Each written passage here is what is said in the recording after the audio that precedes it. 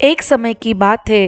रामपुर गांव में एक बरगद का लगभग 100 साल पुराना पेड़ था।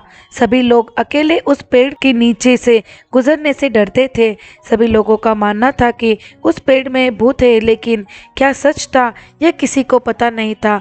उस पेड़ की सच्चाई के बारे में कोई नहीं जानता था, लेकिन लोगों ने उस पेड़ के बारे में बहुत सी अफवाहें फैला रखी थी, जिसमें एक यह थी कि जो भी उस पेड़ के नीचे से गुजरता है तो उस पेड़ के अंदर से अजीब सी आवाजें आती है, और जो भी उनके पास खाने का सामान होता तो वो गायब हो जाता था। लेकिन कुछ लोग इस बात को मानने से इनकार करते थे, लेकिन इसको साबित करने के लिए कोई आगे नहीं आता था। और कई लोग तो यह भी कहते थे कि इस पेड़ के ऊपर भूत का साया है, लेकिन किसी को पता नहीं था कि मात्र अफवाहें ही थी। लेकिन इस पेड़ से जुड़ी बातें कहाँ तक सच थी ये किसी को पता नहीं था। एक समय की बात है, उस गांव में एक सेठ आता है और वो उस गांव की हालत देखकर वहीं बसने का फैसला करता है, क्योंकि वह समझता था कि मैं इस गांव में रहकर अपना सूदखोरी का काम अच्छे से कर सकता हूँ। और उसने वहीं रहने का फैसला कर लिया और वहीं पर रहने लगा। वह गांव के भोले भाले लोगों को ठगने लगा था। वह उनकी मजबूरी का गलत फायदा उठाता था और वो उनसे 3 और 4 गुना ब्याज वसूलता था। ये सिलसिला कुछ दिन ऐसे ही चला, लेकिन ये ज्यादा दिन तक नहीं चल पाया। एक दिन सेठ शहर से गांव लौट रहा था कि चलते चलते वह थक जाता है और उसी बरगद के पेड़ के नीचे आराम करने लगता है। और ऐसे ही आराम करते करते कब उसकी आंख लग जाती है उसे पता ही नहीं चलता। आधे घंटे के बाद जब सेठ की नींद खुलती है तो वह क्या देखता है, शाम के 6 बज चुके थे और सेठ का जितना भी सामान था वह चोरी हो चुका था। वह इधर उधर तलाश करता है, लेकिन सेठ का सामान कहीं पर भी नहीं मिलता है। वह हैरान परेशान हो जाता है और थक हार कर अपने घर चला जाता है। कहीं ना कहीं सेठ निश्चिंत भी था, क्योंकि उसके पास कुछ ज्यादा कीमती सामान नहीं था। दूसरे ही दिन सेठ क्या देखता है कि उसका सामान उसी के घर के बाहर ही फेंका हुआ मिलता है।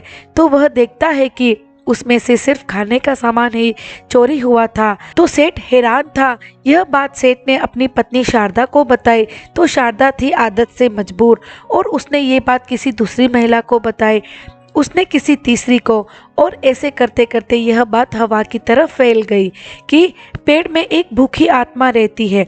सभी लोगों ने कहानियां बनाना शुरू कर दी कि यहाँ गांव में एक भिखारी रहता था, वह भूख के कारण मर गया था, शायद उसी की आत्मा अब खाना लेने आती है और अब वह धीरे धीरे इंसानों को भी खाना शुरू कर देगा। पूरे गांव में दहशत फैल गई थी और सभी लोग 8 बजे से ही अपने घरों से बाहर निकलना बंद कर दिया था। और सभी लोगों ने मिलकर यह तोड़ निकाला कि भूत को भगाने के लिए पूजा और हवन करवाते हैं। फिर क्या था, गांव वालों ने मिलकर उसी पेड़ के पास पूजा और हवन करवाया और पूजा में लड्डू, पेठा और बहुत सारी खाने के पकवान रखे थे। सभी लोगों ने मिलकर पूजा संपन्न की और खाने के जितने भी पकवान थे वहीं रखकर चले गए। एक दिन निकला, दूसरा दिन भी निकला, तीसरा दिन, ऐसे करते करते 4 दिन निकल गए। गांव में किसी भी प्रकार की उस भूत को लेकर कोई हलचल नहीं थी। तभी गांव वाले निश्चिंत हो गए कि भूत अभी हमारे गांव से चला गया। लेकिन 4 दिन बाद उसी बरगद के पेड़ से अजीब सी आवाजें आने लगी थी। गांव वालों की परेशानी और अधिक बढ़ गई। गांव के सारे लोग कुछ ज्यादा ही डरने लगे थे कि आखिर ये सब हो क्या रहा है और इसका समाधान क्या है। लेकिन एक बात यह थी कि जब गांव के सारे लोग डरे हुए थे, लेकिन उस बरगद के पेड़ के पास एक छोटी सी झोपड़ी में एक बूढ़े दादा रहते थे। उनको शायद इस पेड़ और उससे जुड़ी भूत के बारे में सारी बात पता थी, लेकिन आखिर ऐसी कौन सी बात थी जो वो दादाजी को ही पता थी और उनके नहीं डरने का राज क्या था, वो राज तो सिर्फ दादाजी ही जानते थे। अब गाँव वालों ने दादाजी के घर आना जाना करने लगा। एक जाता तो दूसरा आता, हर आदमी अलग अलग तरह से उस पेड़ के भूत से जुड़ी बात को जानने का प्रयास करने लगा, लेकिन दादाजी ने कभी एक शब्द अपने मुंह से नहीं निकाला। ऐसी क्या बात थी कि दादाजी किसी को बताना नहीं चाहते थे। अब बात और भी पेचीदा होती जा रही थी कि आखिर इस पेड़ और भूत का मामला है क्या, लेकिन ये राज तो राज ही रह गया। एक सुबह दादाजी के घर कोई आता है तो पता चलता है कि दादाजी तो परलोक सिधार गए थे। गांव वालों का एकमात्र सहारा था उस राज के बारे में जानने का, उनकी आखिरी उम्मीद भी टूट चुकी थी।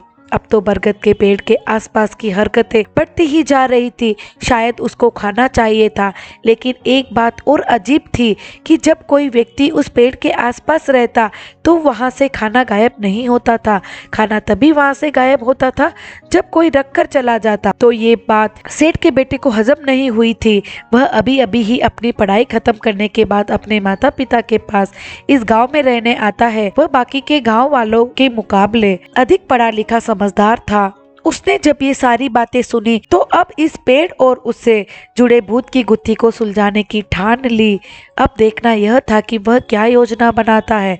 पहले उसने गांव वालों से मिलकर सारी बात का पता लगाया कि वहां कैसी व किस प्रकार की घटनाएं होती है। जब उसने सबकी बातें सुनी तो वह सारा माजरा समझ चुका था कि ऐसा कौन सा भूत होता है जो मात्र खाने का भूखा है और उसके अलावा उसको कुछ नहीं चाहिए। वह रात भर सोचता रहा और एक योजना बनाई और उसने इसको रात में अंजाम देने का सोचा। उसने गांव वालों को बोला कि आज कुछ अच्छे अच्छे पकवान बनाएं। सभी लोगों ने वैसा ही किया और उन्होंने अलग अलग तरह के पकवान बनाकर सेठ के बेटे को लाकर दिए। सभी को रात होने का इंतजार था कि आखिर आज होगा क्या, लेकिन सेठ और उसकी पत्नी अपने बेटे को अकेले ये सब करने से मना करते हैं। तो इस योजना में गांव के कुछ युवा वर्ग के लोग भी शामिल होते हैं। सेठ जी के बेटे ने 4 लोगों को एक एक करके चारों दिशाओं में खड़ा किया और स्वयं पेड़ के ऊपर चढ़ गया। उसके मन में भी एक प्रकार का डर था, लेकिन उसी के साथ उसको और कुछ गड़बड़ भी लग रही थी, पर वो पता लगाना चाहता था। सेठ के बेटे ने एक खीर की केतली को रस्सी से बांधकर नीचे उतारी और जैसे ही एक पल के लिए उसका ध्यान हटा तो वह क्या देखता है कि केतली वहां से गायब थी। वह इस बार चूक गया। ऐसे करते करते वह सारा खाना चकमा देकर गायब करता गया, लेकिन वह कुछ पता नहीं लगा पाया। उसका सारा किया कराया असफल हो गया। उसके बाद भी सभी लोगों ने और भी तरह तरह की योजनाएं बनाना शुरू किया कि आखिर उस भूत का पता लगाए तो लगाए कैसे। गांव के लोग अब और भी ज्यादा डरने लगे थे कि उस भूत के खाना खाने तक तो ठीक है, लेकिन लोगों ने बातें फैलाना शुरू किया कि जब उस भूत की भूख बढ़ेगी तो वह इंसानों को भी खाना शुरू कर देगा। तब हम क्या करेंगे। सेठ का बेटा भी अलग अलग पैंतरे आजमाता रहा, लेकिन कोई ऐसा रास्ता नहीं सूझ रहा था जिससे कि वह इस मिस्ट्री को सुलझा सके। एक दिन सेठ का बेटा देखता है कि उसी बरगद के पेड़ के नीचे कुछ बच्चे खेल रहे थे, लेकिन उसने ये महसूस किया कि उन बच्चों को कोई आवाज़ सुनाई नहीं दी और सभी बच्चे बिना डरे वहां खेल रहे थे। सेठ के बेटे को अब सब कुछ समझ में आने लगा था कि आखिर दादाजी ने हम सबको इस भूत के बारे में क्यों नहीं बताया था, क्योंकि वह जानते थे कि वह किसी को किसी भी प्रकार की जान हानि नहीं करेगा और अभी तक किसी भी प्राणी और मनुष्य को कभी कुछ नहीं किया था। ये सारी बातें केवल सेठ का बेटा अपने मन में सोच रहा था, लेकिन कुछ हद तक सही था, लेकिन उससे जुड़ी सच्चाई को वो कभी जान नहीं पाया था। सेठ का बेटा अपने पोते और पोतियों को कहता है, बच्चों अब ये कहानी खत्म हुई और अब मुझे नींद आ रही है कहकर सोने चले जाते हैं। बच्चे दादाजी का मुंह ताकते ही रह जाते हैं कि आखिर वो खाना खाने वाला भूत था भी या नहीं, और नहीं तो आखिर वो खाना जाता कहाँ था। इसी सोच के साथ बच्चे भी सोने चले जाते हैं और यह राज राज ही रह जाता है। धन्यवाद।